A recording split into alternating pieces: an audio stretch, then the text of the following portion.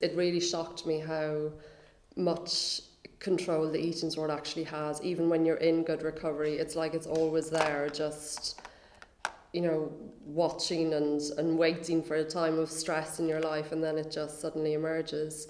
I knew in order for me to maintain some level of recovery, I needed to have more support out there.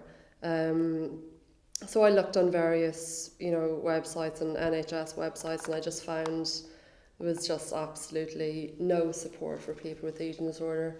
And then, I don't know how, but I came across Sweet Cavanagh. I did a search in Google for support for eating disorders, and I just felt this is just perfect. This is exactly what I need. And when I went, it was exactly what I, had wanted and have needed. In that, it's just been amazing at giving me support to be able to just be in a safe environment and talk about how I'm feeling, talk about what's going on for me, and given me a creative outlet where sometimes I don't really want to talk at all about the eating disorder, at all about my struggles. I just want to work on something creatively and get my mind off the eating disorder, and it's fantastic for doing that.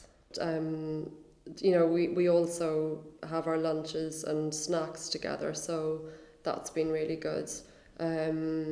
Whereas at home I was just finding lunches quite difficult if my husband was at work and that.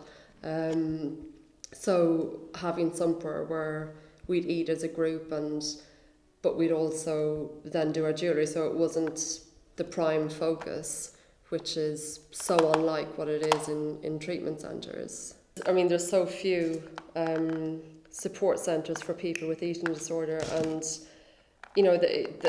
even regarding hospitalisation, it's something crazy like, you have to get into a less than 13 BMI before you'll even be accepted into some hospitals in the NHS, and that just feeds into the eating disorder. It makes you feel that, I've got to be even worse because then I won't be accepted for treatment. It's absolutely terrible, and it's just getting worse. It used to be as bad as it is, but now because of funding and because governmental funding, mental health is just not seen as a need for as much support. If you say you've suffered with anorexia, people immediately look at your weight and will feel free to comment on, but you seem at a healthy weight, and they don't really get that actually it's because either you've been in a treatment centre or you're actually trying to maintain a healthy weight, and that also it's a psychological illness, and so few people get that the weight is just a symptom.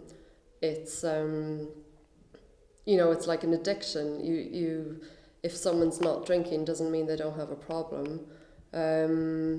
People will often see that it's more of a media thing, or it's more that of a glamour thing for fashion or whatever, when a lot of people, such as myself, like mine, never started out as wanting to lose weight. I was thin as a child anyway, and mine was mainly because of anxiety and